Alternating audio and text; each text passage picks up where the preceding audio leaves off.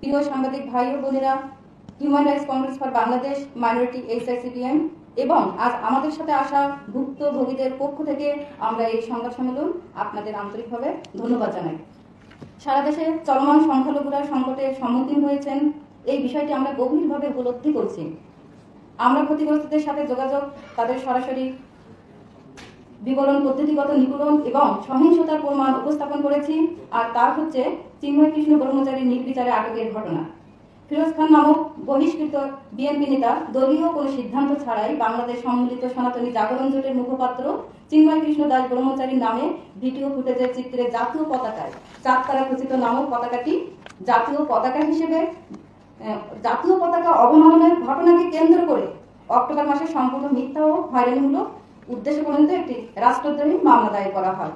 যেহেতু চিন্ময় কৃষ্ণ দাস ব্রহ্মচারীর বাকরুদ্ধ করার অপকৌশলে সংখ্যালঘুরা অস্তিত্বহীনতার সংকটে যখন ক্ষোভে ফেটে পড়ে, তখন সমগ্র বাংলাদেশের হাজার হাজার সংখ্যালঘুদের নামে মিথ্যা ও হয়রানিমূলক মামলা প্রদান করা হয়।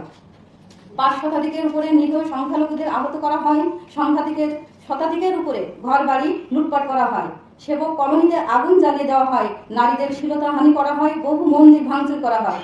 চট্টগ্রাম কোর্টে আইনজীবীদের নামে বহু মিথ্যা ও হয়রানিমূলক মামলা প্রদান করা হয়। নির্বিচারে পুলিশের ধরপাকড়, দিনগুপ্তদের চেম্বার ভাঙচুর, প্রাণনাশের হুমকি দিয়ে আইনজীবীদের কোর্ট প্রাঙ্গণে এরিয়াতে ঢুকতে না দেওয়ার ভয়ঙ্কর এক অবস্থা সৃষ্টি করা হয়। তার সম্পূর্ণ মানবাধিকার লঙ্ঘন।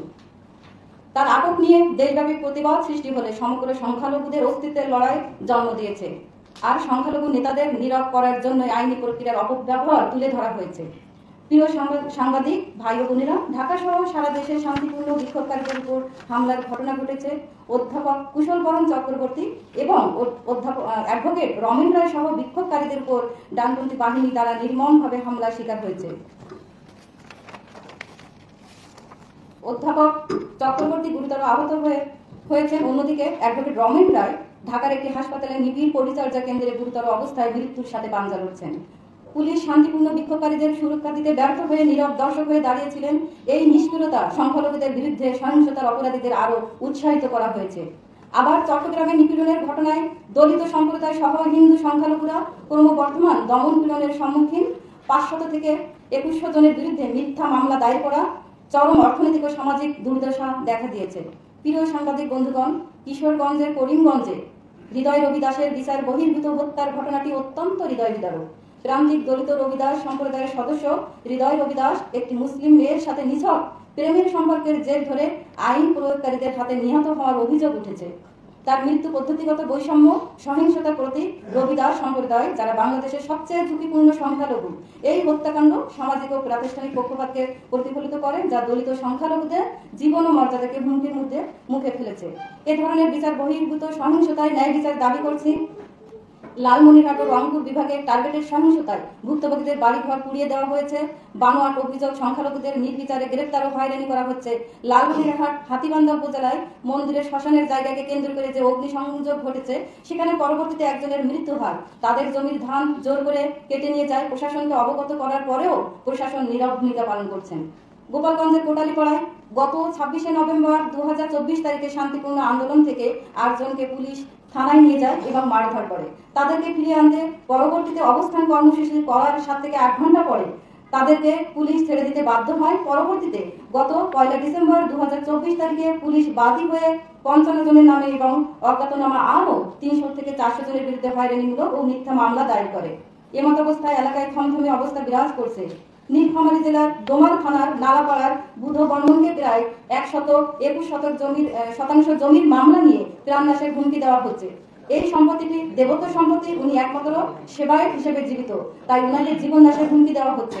উনি প্রাণের ভয়ে আত্মগোপন করে জীবন কাটাচ্ছেন। ইতপূর্বে 2 জন সেবায়তকে জবাই করা হয়েছে। দাপক থানায় মিথ্যা অজুহাতে আটক ভুক্তভোগীরা, তাদের ভয় ভীতি ও আইনি হয়রানি করা হচ্ছে। এসব ঘটনায় জাতিসংঘের কাছে আমাদের আবেদন করা হয়েছে।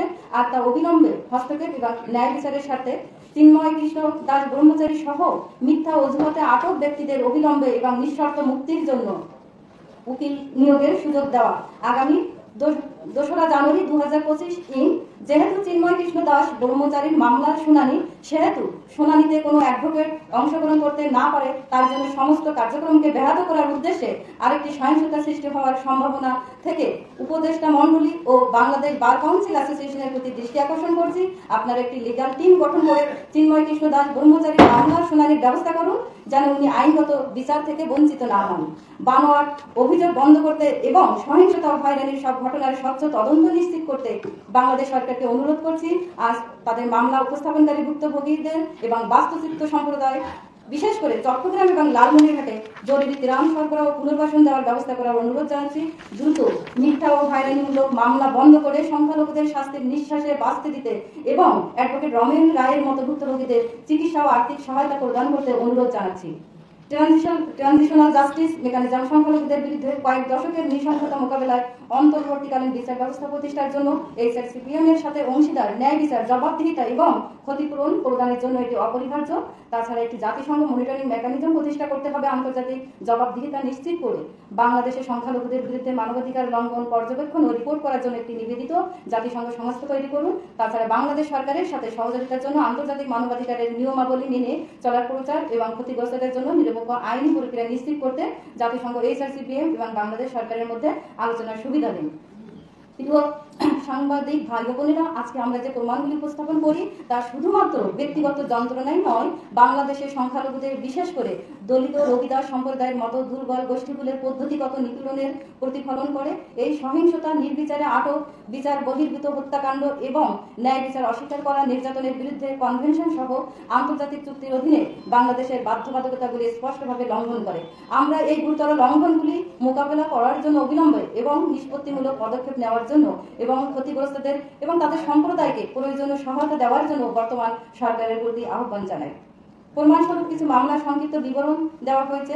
চট্টগ্রাম জেলার কোতোয়ালি থানা মামলা নং 42 তারিখ 27/11/2024, মূল আসামি 1 থেকে 52 জন, অজ্ঞাতনামা আসামি 600 থেকে 700 জন, গ্রেপ্তারকৃত আসামি 11 জন। চট্টগ্রাম জেলার কোতোয়ালি থানা মামলা নং 46 তারিখ 30 নভেম্বর, ঘটনার সময় 26 নভেম্বর 2024, সাইকেল হত্যা মামলার সময় অনুমান 4:30টা, অভিযোগকারী মোহাম্মদ জামাল উদ্দিন, বয়স 74, আসামি 1 থেকে 31 জন, অজ্ঞাতনামা 10 থেকে 15 জন।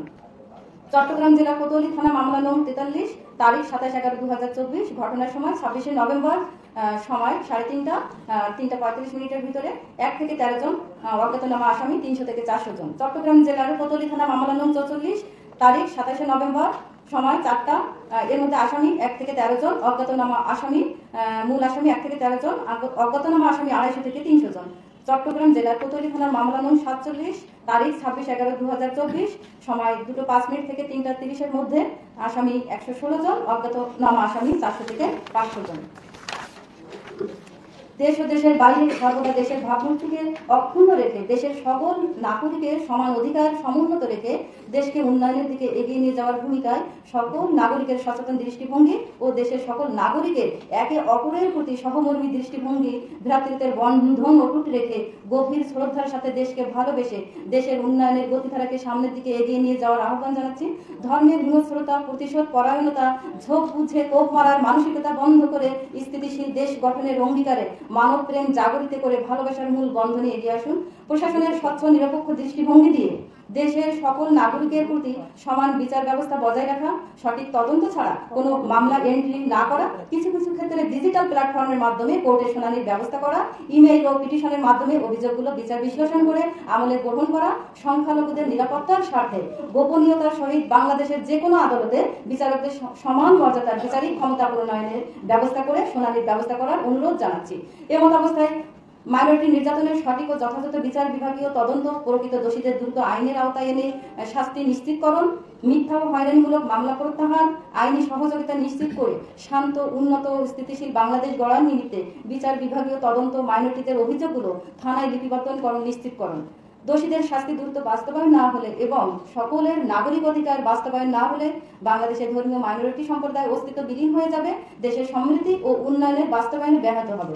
তাই সমাজ ও জাতি ও দেশের উন্নয়নে সমুন্নত রেখে সুশীল ও গঠনমূলক সমাজ গঠনে অগ্রগামী ভূমিকা পালন রাখার আহ্বান জানানো হচ্ছে। সেই সাথে সকল ক্ষেত্রে মানবাধিকারকে সম্মানের সাথে দেখার জোর দাবি জানাচ্ছি। ধন্যবাদ। আমি অ্যাডভোকেট লাকি বাছা, এইচআরসিপিএম বাংলাদেশ চ্যাপ্টারের কনভেনার। মানে